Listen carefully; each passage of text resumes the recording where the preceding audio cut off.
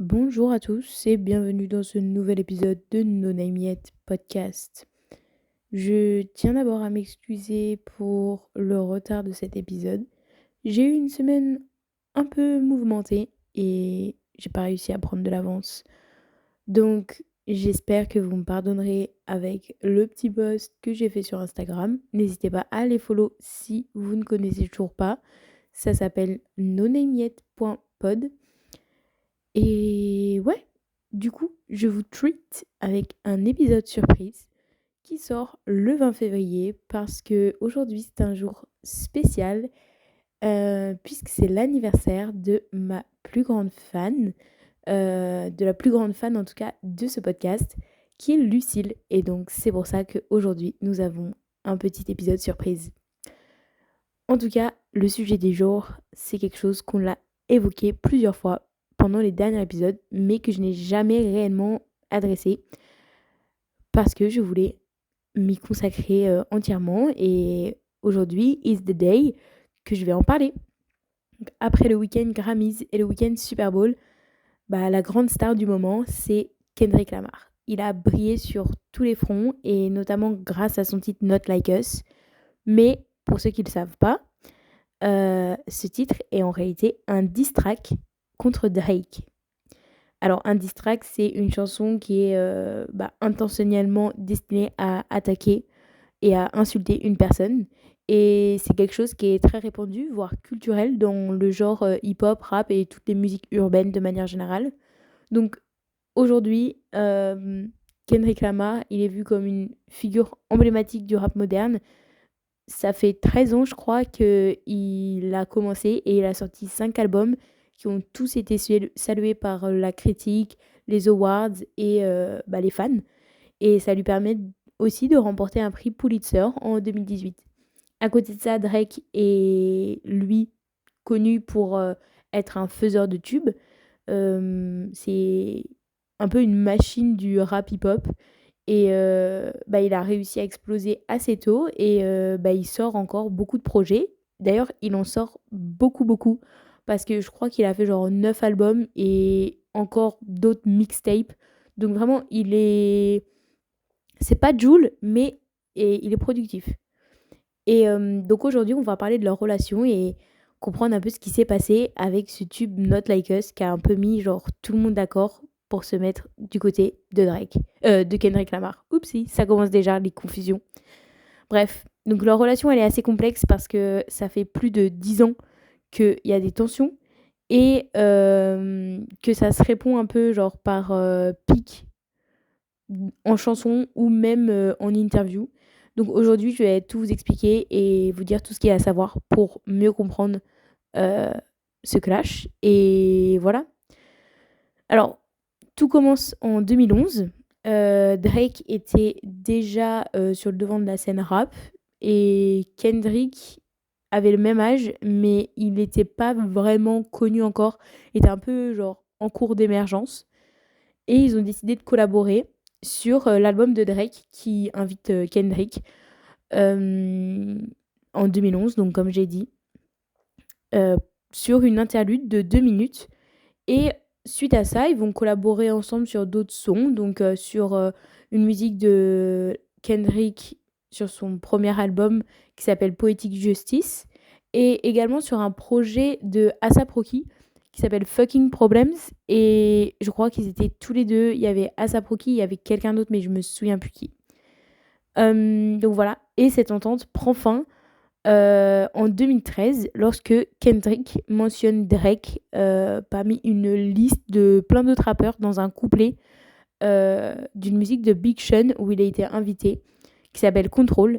Et là, c'est là où tout démarre, où les embrouilles commencent. Et voilà. En fait, dans ce couplet, Kendrick, il va call out plusieurs rappeurs de sa génération, dont Drake, en disant que il y avait une compétition entre tous, mais qu'il était meilleur et qu'ils voulaient tous les tuer figurativement parce qu'en réalité, c'est une compétition saine.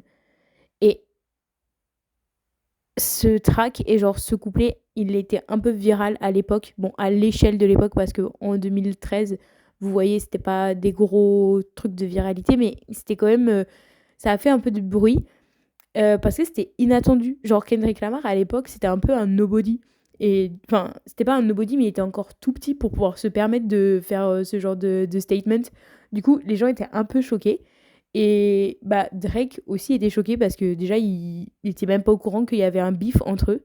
Et pour lui, c'était un peu hypocrite. Il a dit après les VMAs, je crois, que si Kendrick disait genre fuck everybody, bah il devait genre agir comme si fuck everybody et pas genre clamer dans ses chansons qu'il va tuer tout le monde alors qu'en vrai genre quand ils se croisent dans des cérémonies ou genre voilà dans des soirées bah ils sont potes. Et pour Drake du coup Kendrick était un peu hypocrite. Et puis bah après ça pendant 10 ans donc de 2013 jusqu'à 2023 euh, bah, on suspecte les deux artistes qu'ils se sont lancés des pics cachés dans leurs titres respectifs. Et bah, lorsqu'on demande, genre, est-ce que ça c'est à propos de Kendrick ou ça, est-ce que c'est à propos de Drake, bah, ils arrivent toujours à nier et expliquer les paroles par autre chose. Et d'ailleurs, c'est marrant parce que Billboard a qualifié cette période de tension entre les deux rappeurs de guerre froide parce que en fait c'était un peu caché, genre on savait qu'ils se détestaient et sans doute qu'ils se lançaient des pics, mais c'était pas du tout médiatisé et ils faisaient en sorte que genre ça se voit pas vraiment, ce qui va changer. Mais du coup pendant cette période bah on soupçonne Drake d'avoir parlé de Kendrick dans Used to, la musique 6 p.m. in New York et le son Summer 16, qui est d'ailleurs une réponse à Obama, enfin qui serait une réponse à Obama, parce que Obama, on lui a demandé de choisir entre Kendrick Lamar et Drake dans un interview en 2016 et il a choisi Kendrick. Et du coup, les gens pensent que Summer 16, c'est genre un diss track contre Obama parce que Obama préfère Kendrick et pas Drake. C'est hilarant. Et Kendrick Lamar, lui, on pense qu'il a genre. Il y a sans doute d'autres chansons où il a parlé de Drake, mais celle la plus flagrante, c'est King Kunta. Et en fait, ça a pu être identifié que, genre, un peu après que ça soit sorti, parce que il fait une attaque sur quelqu'un qui utilise des ghostwriters. Donc, c'est des gens qui. Des rappeurs principalement, qui utilisent des paroliers et des lyricistes pour écrire leurs textes, mais en manière anonyme. Et, euh, et en fait, on a découvert par un tweet de 1000 que bah, Drake faisait ça, donc on pense que. Et Kendrick Lamar, lui, du coup, on peut suspecter qu'il y a plusieurs de ces titres qui parlent de Drake, mais celui qui est le plus flagrant, c'est King Kunta, où dedans, il fait une attaque à Drake sur le fait qu'il utilise des ghostwriters. Donc, c'est le fait d'engager des gens de manière anonyme pour écrire ses textes et pas les écrire toi-même. Et c'est un peu genre la pire insulte quand t'es rappeur, parce que genre le don des rappeurs, c'est d'écrire des textes et pas et de les interpréter, mais je pense que en tant que rappeur genre ça fait vraiment partie de l'art et donc c'est un peu genre la pire chose à dire. Genre si tu veux insulter un rappeur, bah tu dis que c'est pas lui qui écrit ses textes quoi. Et du coup bah voilà. Et cette guerre un peu bah, froide va être arrêtée.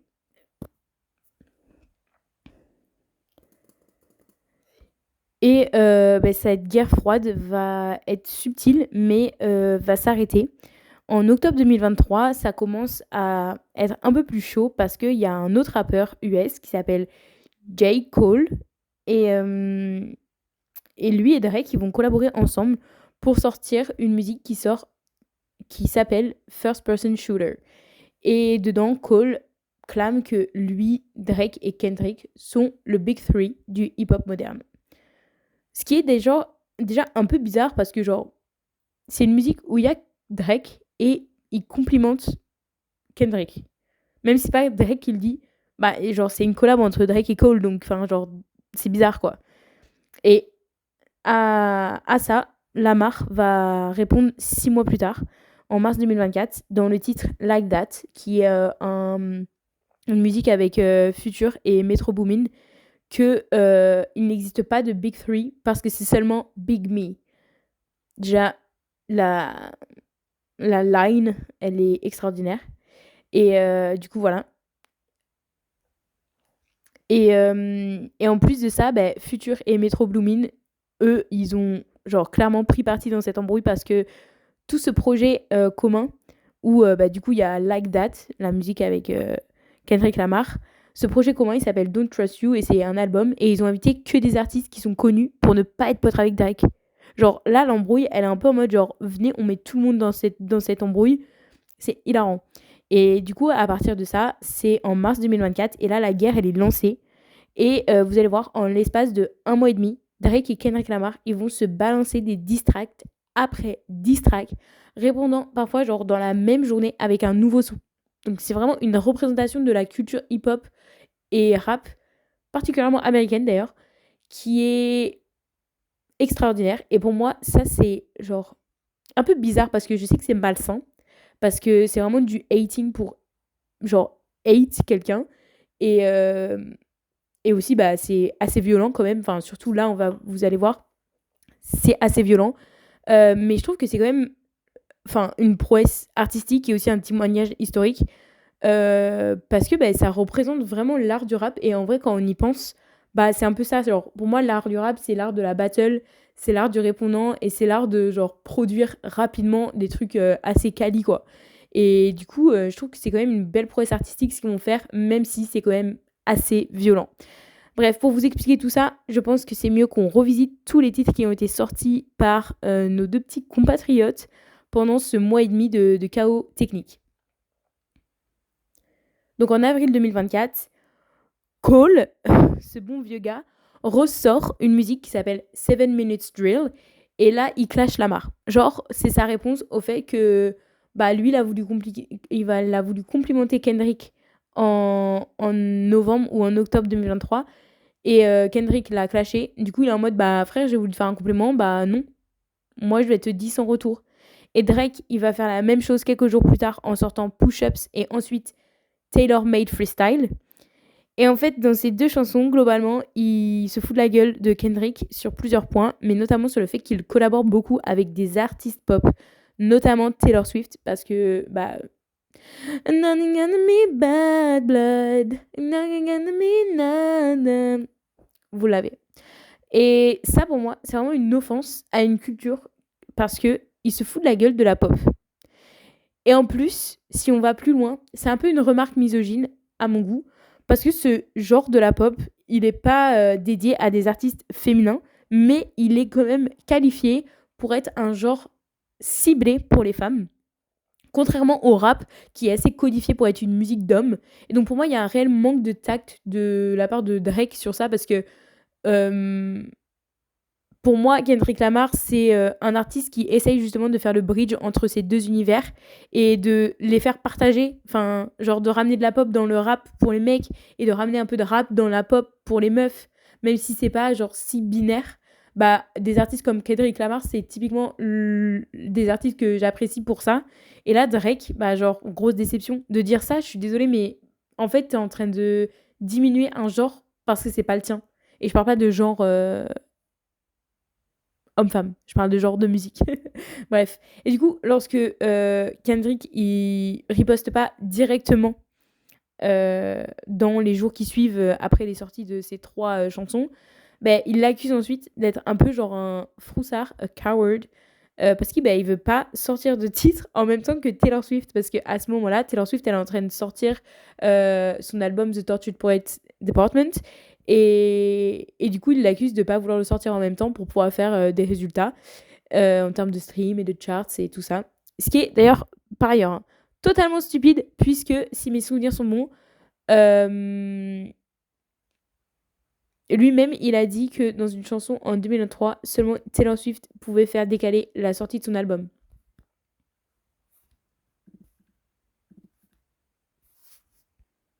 Enfin bref, du coup, Kendrick, il répond le 30 avril avec un titre qui s'appelle Euphoria. Et c'est en référence à la série Euphoria parce que Drake est un producteur de cette série. Et ensuite, il va sortir un titre qui s'appelle 616, genre comme l'horaire, in LA. Et ça, il le sort le 3 mai, donc 4 jours plus tard que Euphoria. Et 616 in LA, ça fait écho au titre, enfin genre ouais, au titre de Drake, parce qu'en fait, Drake, il a un peu un style de titre comme ça. Genre, il y a plusieurs de ses chansons qui disent genre un horaire et un lieu, genre 9 a.m. in Dallas, 5 a.m. in Toronto, 8 a.m. in Charlotte. Donc, c'est vraiment genre pour bien marquer que c'est adressé à lui. Et dans ce titre, et ce titre d'ailleurs, il est produit par Jack Antonoff, qui est célèbre pour être notamment le producteur de Taylor Swift. Donc c'est aussi une petite référence à Drake sur ses remarques. Et voilà. Et ça, c'est sorti le 3 mai pour 616 in LA. Et le même jour, Drake sort Family Matters. Globalement, il accuse Kendrick de violence domestique et de tromper sa fiancée. Voilà. Et 20 minutes plus tard, rebelote, Kendrick, il va sortir Meet the Grahams, où il va balancer que Drake est un prédateur sexuel et un trafiquant sexuel et qu'il a un deuxième enfant caché. Donc là, vous voyez, on commence à genre escalader dans les accusations, dans la violence des propos. Surtout que, on rappelle, enfin, tout ça s'appuie sur rien du tout. Genre, c'est vraiment eux qui balancent des trucs.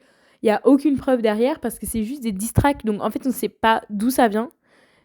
Et c'est quand même, genre, là, ce que je vous dis, ça ne veut pas dire que, genre, Kendrick a vraiment eu des gestes violents et trompé sa fiancée. Ça ne veut pas non plus dire que Drake est un prédateur sexuel ou un trafiquant sexuel et qu'il a un deuxième enfant caché.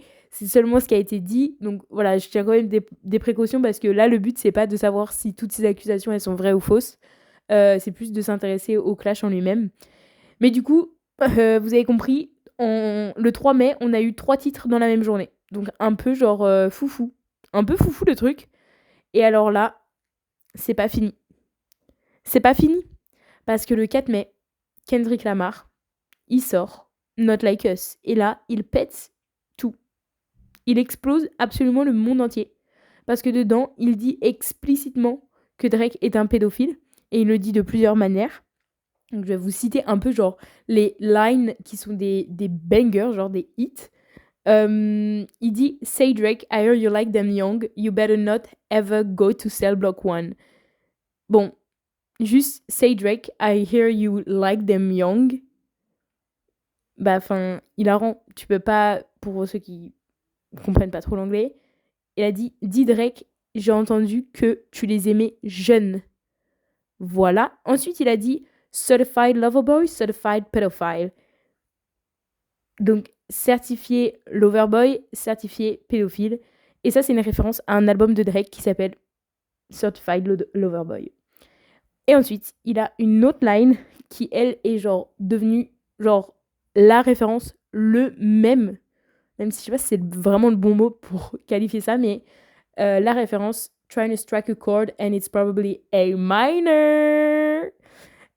Du coup, pour vous expliquer cette line, du coup, il dit trying to strike a chord. Donc, globalement, c'est genre, il essaie de faire un accord, genre un accord musical. Et c'est probablement un A mineur. Genre, mineur. Bref. Du coup, ça, c'est devenu vraiment populaire et même, je pense, culturel à ce stade. Et d'ailleurs, vous voyez, à chaque représentation, à chaque version live, tout le monde, tout le public crie cette phrase, notamment aux Grammys, quand elle est passée, c'était insane, et pareil au Super Bowl. Donc ça, c'est vraiment genre la phrase de la chanson, quoi. Et il fait d'autres accusations, à part le fait de dire que c'est un gros pédo. Il fait référence notamment au fait... Enfin, il fait des références en le qualifiant de colonisateur parce que pour certains, c'est une référence au fait que Drake collabore beaucoup avec des rappeurs d'Atlanta. Et Atlanta, c'est une histoire assez lourde au niveau de l'esclavage aux États-Unis. Donc, il y a ce genre de référence aussi dans ce titre. Et pour la petite histoire, c'est que quand même, vous avez remarqué, pendant genre tout ce mois d'avril 2024 et mai 2024, ils en ont lâché des putains de bangers. Enfin, en tout cas, ils ont lâché des diss tracks. Je pense qu'ils ont lâché 6 au total. Enfin, 7 plus avec Not Like Us. Et pourtant, c'est le seul qui a vraiment été un hit, genre qui a fait du stream. Et en fait, ça s'explique aussi par rapport à la prod. Parce que, euh, un, on adore.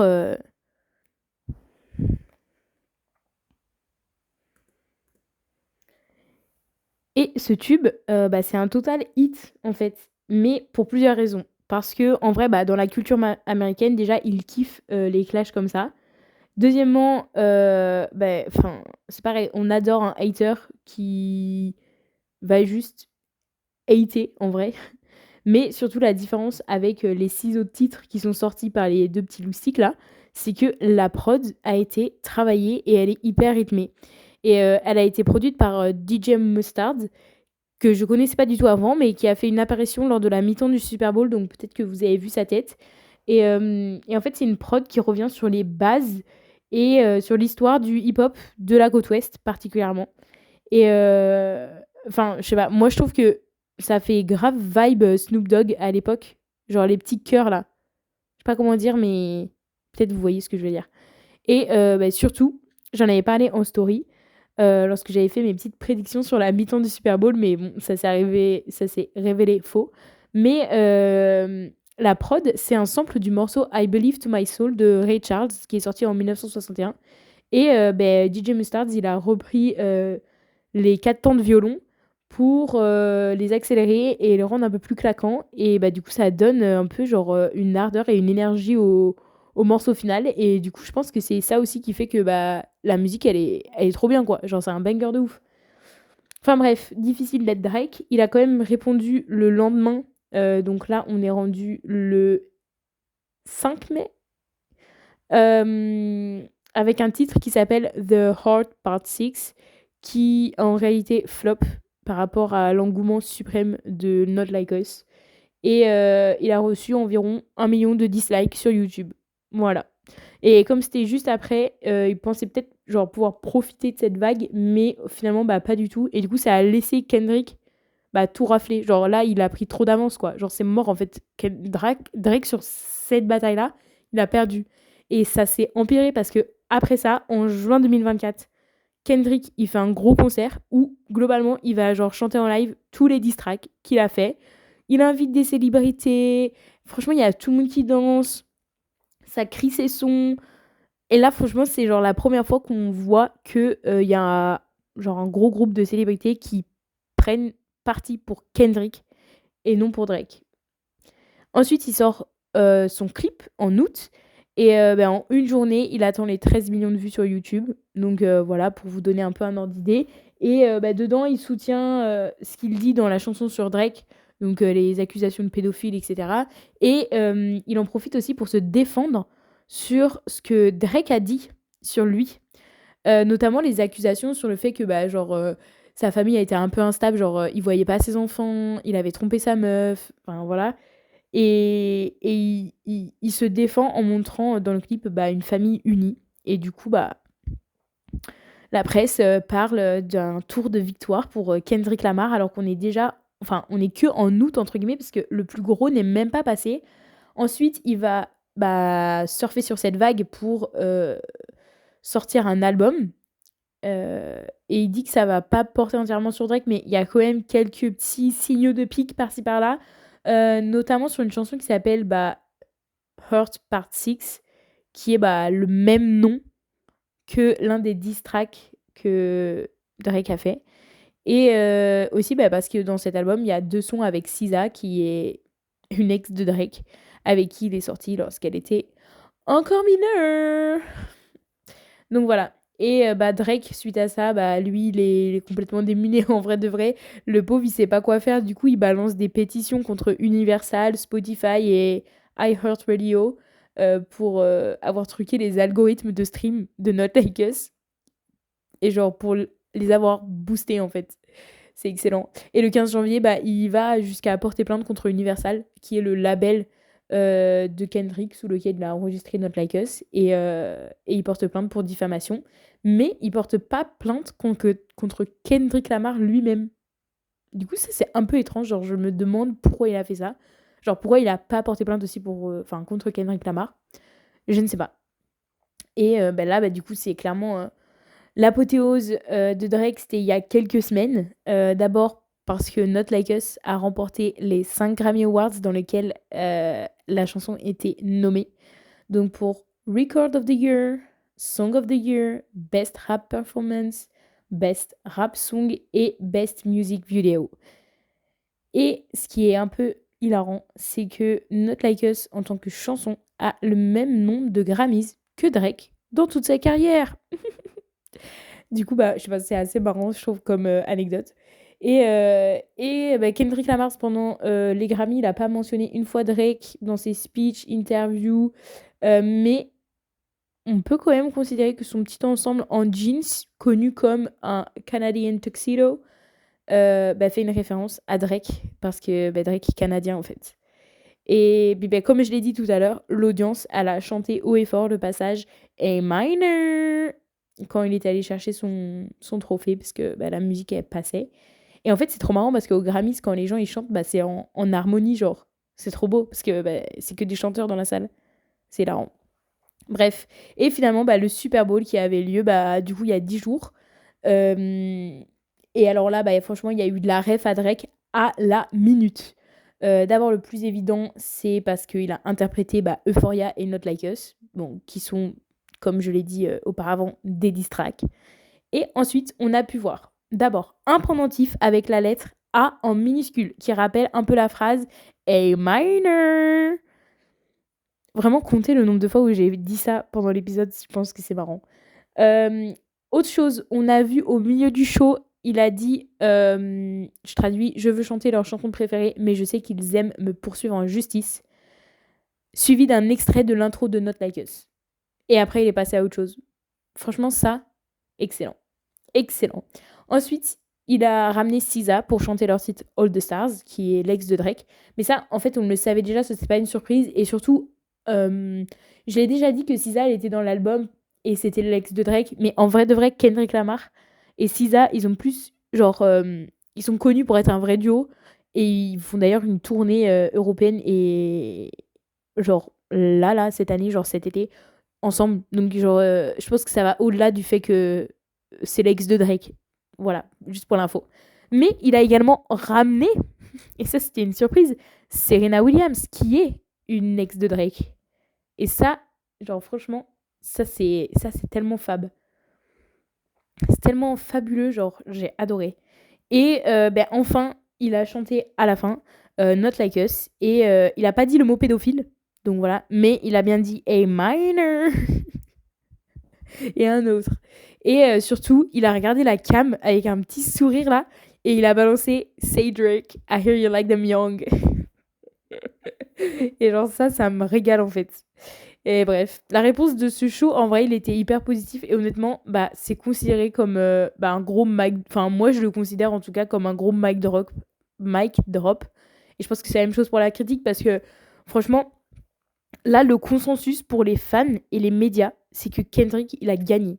Genre, il y a The Ringer, qui a un magazine musique, qui a dit que cette performance était une belle représentation de l'année de Kendrick, qui était en train de monter au plus haut niveau de la culture populaire et musicale, alors que Drake est tombé au plus bas de sa carrière. Hilarant, pardon. Il faut pas se moquer du malheur des autres.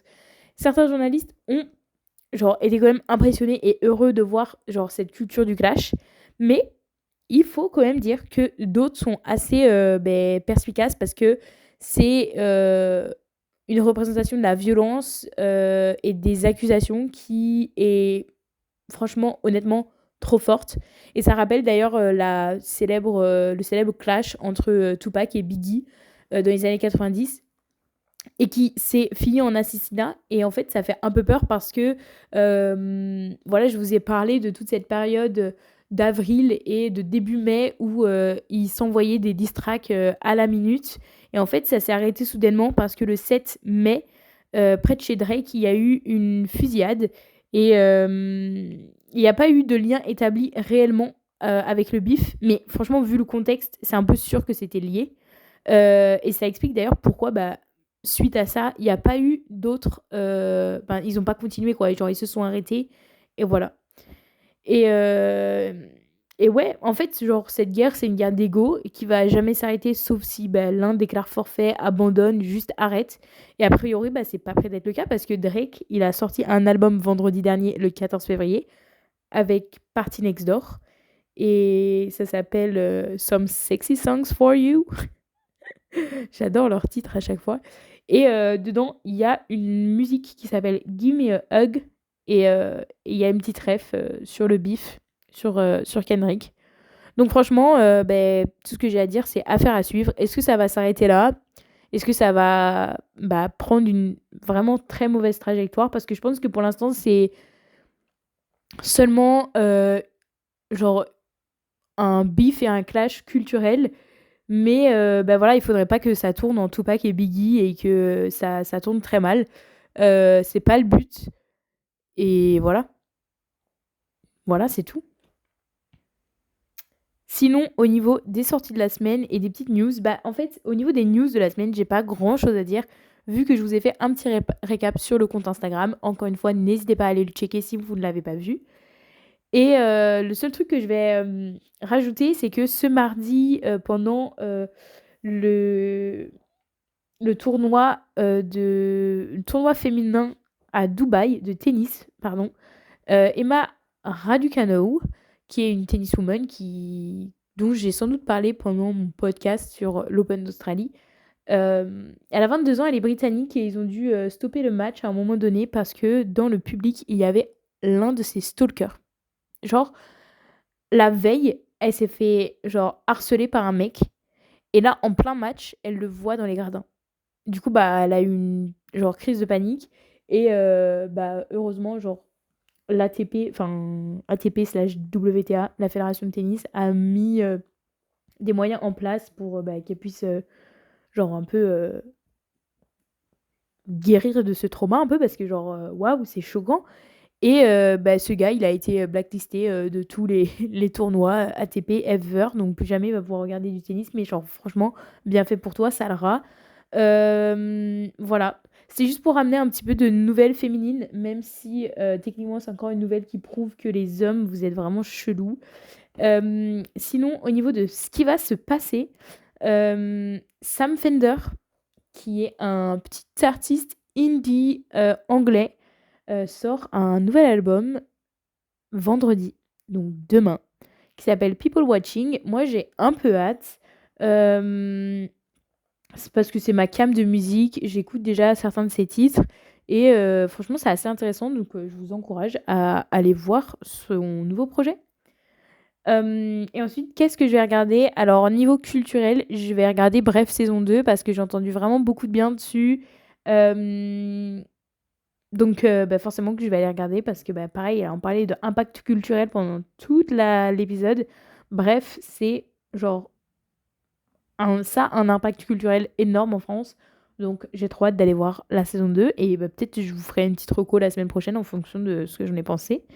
Et bien sûr, ce week-end, on regarde le rugby. Parce que c'est la reprise du tournoi Destination, là. Il va y avoir la 3e journée.